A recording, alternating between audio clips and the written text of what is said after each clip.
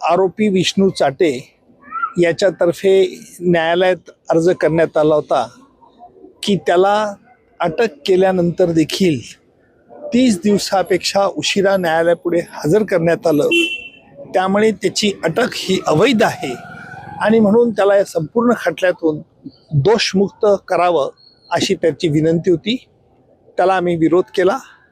न्यायालयात आम्ही असं युक्तिवाद करून सांगितलं की संतोष देशमुख यांच्या खुनाबद्दल एकूण 3 गुन्हे एकत्रित करण्यात आलेले आहेत. कारण संतोष देशमुख यांचा खून हा कट करून आणि त्याच्यामध्ये MCOC मौका कायदा लावल्यामुळे आपल्याला तिन्ही गुन्ह्याचा एकत्रित विचार करावा लागेल. गेले 1.5 वर्षापर्यंत विष्णू चाटेने याबद्दल कुठेही तक्रार केली नव्हती. विष्णू चाटेच्या वकिलांनी तक्रार केली नव्हती.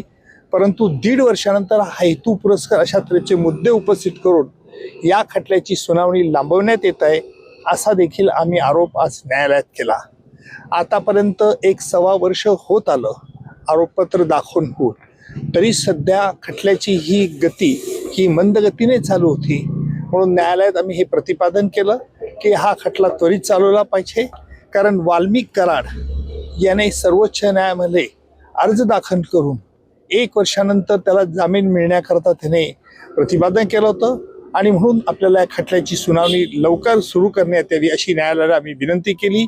न्यायालयाने आमची विनंती मान्य केली आणि परवा आजच्या विष्णू चाटेच्या अर्जावरचा निर्णय परवापर्यंत लागेल अशी अपेक्षा आहे आणि त्यानंतर परवाच न्यायालयामध्ये आम्ही हा खटल्याचा कोणते साक्षीदार केव्हा घेणार याचा ताबडतोब न्यायालयात परवा आम्ही अहवाल दाखल करू आणि खटल्याची सुनावणी त्वरित सुरू करण्यात येईल. लॅपटॉपमधील क्लोन कॉपीज ज्या आहेत त्याच्या बाबतीत पुन्हा एकदा जे आहे ते पाहायला मिळालं. विष्णू चाटे याच्यातर्फे आज असं सांगण्यात आलं की जो लॅपटॉप हा जप्त करण्यात आला होता त्या लॅपटॉपची क्लोन कॉपी देण्यात यावी.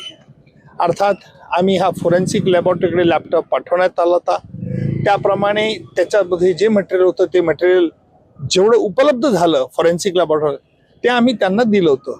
तरीसुद्धा आज आरोपींचा आग्रह असा होता की आम्हाला पूर्ण मटेरियल द्या त्या लॅपटॉपमधलं. आम्ही म्हटलं की जे आम्हाला उपलब्ध झालं आहे ते आम्ही दिलं, फॉरेन्सिक लॅबोरेटरीचं मध्ये उपलब्ध आहे, परंतु जुने मुद्दे पुन्हा उकरून काढून हा खटला लांबवण्यात येत आहे असा आरोपाचा आम्ही पुनरुच्चार केला. न्यायालयाने त्यांना अर्ज देण्यास सांगितलाय. त्यावरती परवा न्यायालय याच्यावरती देखील आदेश पारित करेल. सर, यापूर्वी संपत्ती जप्तीच्या अर्जासंदर्भात युक्तिवाद सुद्धा झाला होता, त्यावरती काही निर्णय आला? त्यावरती नाही, त्यावर ऑर्डर झाली ती परवापर्यंत होईल. आता सर तुम्ही D2 बाबत नेहमी बोलत असता सर, आता पुन्हा एकदा ते प्रकार पाहायला मिळतो. असं आहे की आम्ही आज न्यायालयात हे प्रतिपादन करताना आरोपीतर्फे सांगण्यात आलं की आम्हाला जे खटल्याचे महत्त्वाचे कागद ते मिळाले नाहीत, तरी सुद्धा या खटल्याची सुनावणी कसं काय करता येईल.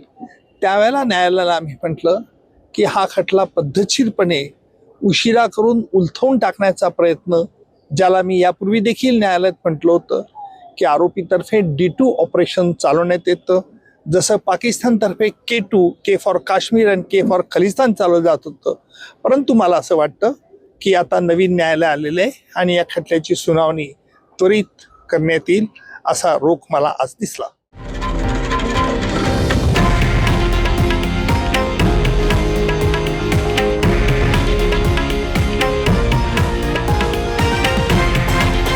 हे आहे देशातील नंबर 1 न्यूज नेटवर्क आणि आपण पाहत आहात TV9 मराठी, एकमेव.